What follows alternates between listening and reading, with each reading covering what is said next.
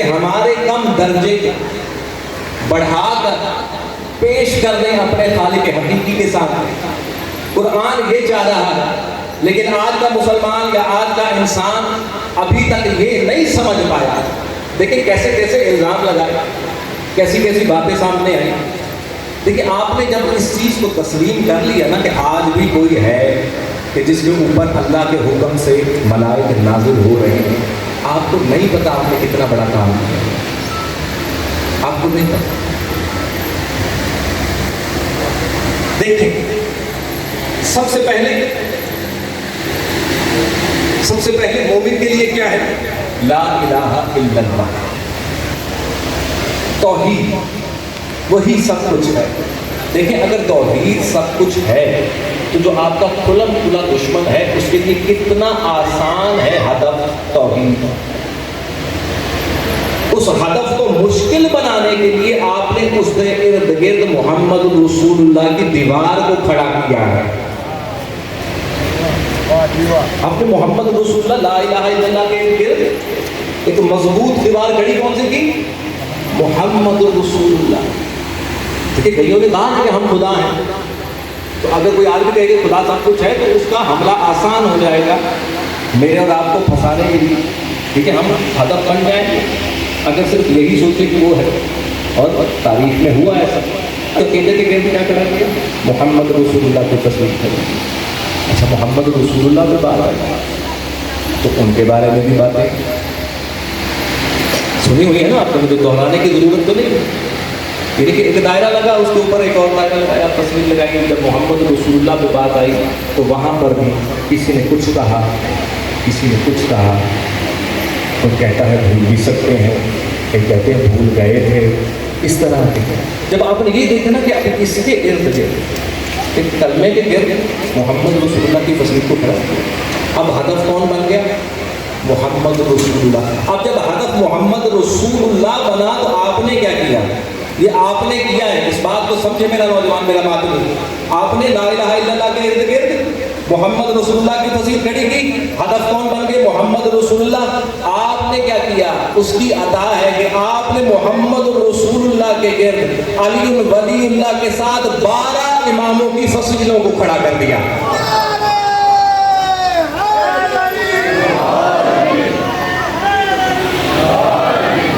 سمجھ رہے ہیں بات؟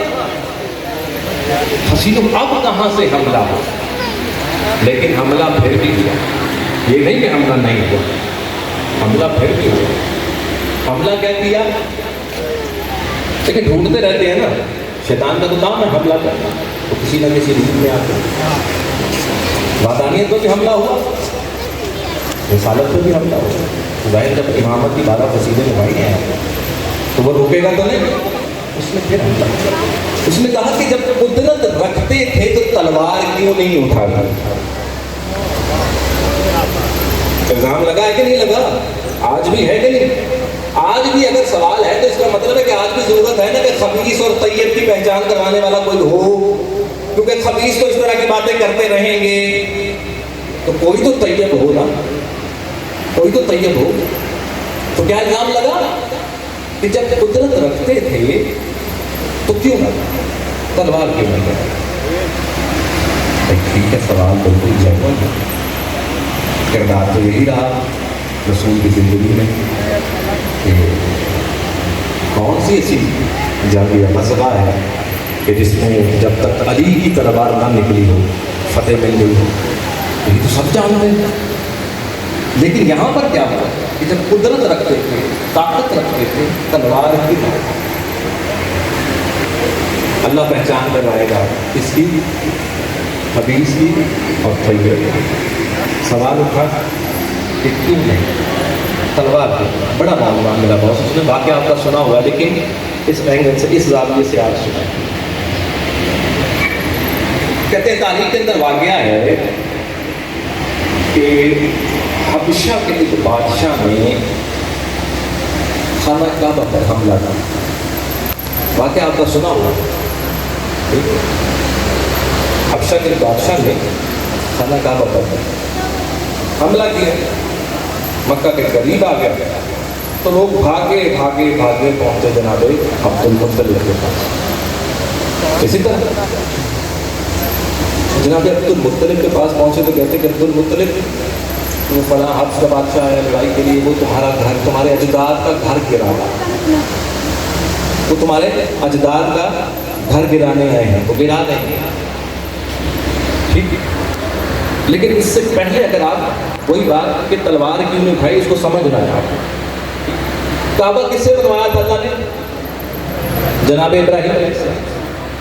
किसके लिए बनवाया? मेरे और आपके लिए। कुरान तो नहीं कहता मेरे और आपके लिए बनाया। किसके लिए बनाया? अपने। किसने? वहदहु ला शरीक, जो सबसे कवी है, जो सबसे अजीम है, जो सबसे ज़्यादा ताकत वाला है, जो सबसे ज़्यादा कुदरत वाला है, उसने नबी को क्या हुक्म किया कि मेरे लिए घर बनाओ। नबी ने घर बनाया। ठीक है, वक्त गुजरता गया, ज़हन में रहे वो कवी है सबसे ज़्यादा, वो सबसे ज़्यादा ताकत वाला है, वो सबसे ज़्यादा ज़ोर वाला है, वो सबसे ज़्यादा कुदरत वाला है, जो चाहता है करता है। उसने अपने लिए अपने नबी से घर बनवाया। वक्त गुजरता गया, जिसने अपने लिए घर बनवाया था वहाँ पर किसी और ने घर कर लिया, और थोड़ों ने नहीं, 360 या 364 वहाँ पर बुत मौजूद है। घर किसका? अल्लाह का। बनवाया किससे? नबी से। अपने लिए कब्जा किसका? बुतों का। बुतों का कब्जा। अच्छा खैर, जनाब अब्दुल मुत्तलिब के पास पहुंचे कि आपके अजदाद का घर गिरा रहे हैं और खाना काबा गिराया। जनाब अब्दुल मुत्तलिब ने बड़े ही मुतमईन लहजे में कहा कि वो मेरे अजदाद का घर नहीं है, वो अल्लाह का घर है। वो अल्लाह का घर है, मेरी मिल्कियत नहीं है। जिसकी मलकियत है वो खुद बचाए। हाँ, मेरे कुछ ऊँट इन्होंने चुरा कर खाए हैं, मैं उनका सवाल जरूर करूँगा। ऐसे ही वाक़या आपके ज़हनों में कि मैं नहीं जानता, अल्लाह का घर अल्लाह जाने, जिसका घर है वो जाने। लेकिन जनाब अब्दुल मुत्तलिब कहते हैं मुझे उसकी कोई परवाह नहीं। हाँ, मेरे ऊँट चुरा कर खाए हैं इन्होंने, उसके बारे में मैं सोच रही हूँ। कहते जनाब अब्दुल मुत्तलिब पहुँचे, उन्होंने कहा कि जाहिर है ये मतलब ये काबा है, यकीनन आपको लड़ाई नहीं है। कहते हाँ भी अब्दुल मुत्तलिब, हम तुम्हारे अजदाद का घर गिराने आए हैं। कहते मेरे अजदाद का घर नहीं है, वो अल्लाह का घर। कहते तो फिर तुम क्यों आए? कहते तुमने मेरे कुछ ऊँट चुरा कर खाए हैं, मैं उनका हिसाब लेने आया, मेरे ऊँट वापस करो। कहा जा सकता था कि जो सबसे ज्यादा कुदरत रखने वाला है उसने अपने लिए घर बनवाया, 360 बुत उसके अंदर रखे गए। कोई दुआ क्यों नहीं करता, कोई क्यों नहीं कहता, या वो खुद क्यों नहीं देखता कि जो साहिब मौजज़ा है, जिस शय को हुक्म दे हो जाती है, एक लफ्ज कहे तो सारे 360 बुत गिर नहीं जाने थे। सवाल मेरा यह है कि अल्लाह ने कुछ क्यों ना किया? समझ रहे बात को? तलवार क्यों नहीं उठाई? जब कुदरत रखते थे तलवार। मेरा सवाल ये कि जब कुदरत रखता है बुत गिराए क्यों नहीं? गिरा देता बुत तोड़ना अल्लाह के लिए कोई मुश्किल बात है? अल्लाह कुल्ले शैइन कदीर है, कुछ कर देता। अल्लाह ने तब भी बुतों को नहीं गिराया। असहाबुल फील, परिंदों के जरिए क्या किया? वो जो आए थे गिराने के लिए उनको तहस नहस किया। बुत अभी भी मौजूद है, अल्लाह के घर में बुत अभी भी मौजूद है, बुतों से साफ नहीं किया। मेरा ये कहता हूं कि सोचने की बात यह है कि अगर उस दिन वो चले जाते और काबे पर हमला हो जाता, काबा भी गिरता, 360 बुत भी गिर जाते, लेकिन वो किसी अपने ने तो ना गिराए होते, वो किसी अपने ने तो ना गिराए होते, वो तो कोई गैर आकर गिराता। अल्लाह ने इसी चीज को कि जनाब खत्मी मर्तबत आए, देखें जंगे जीतते जा रहे हैं, गज़वात जीतते जा रहे हैं, लेकिन बुत नहीं हटा रहे। कौन कौन सा गज़वा नहीं होगा? सारा का फिर मदीने चले गए, सुलह हुदैबिया हो गया, सब हो गया, बुत वैसे ही मौजूद है, बुत नहीं गिराए। हाँ, फतह मक्का हुआ, फतह मक्का हुआ, फतह मक्का हुआ, سب کو معاف کیا. پھر بھائی نے بھائی کو دیکھا, آنکھوں میں اشارہ ہوا, علی سوار ہوئے کاندھے رسول پر. جناب محدث دہلوی کا یہ جملہ ہے کہ جب دیکھا نا علی کو سوار نبی کے کاندھوں پر, کہتے ہیں کہ یہ کیا کر رہے ہیں؟ رسول پاک صاحب کہتے ہیں کہ آپ کیا کر رہے ہیں, یہ کیا ہے؟ کہتے ہیں دیکھ نہیں رہے, علی کار حق کر رہا ہے, میں نے بار حق اٹھایا ہوا ہے.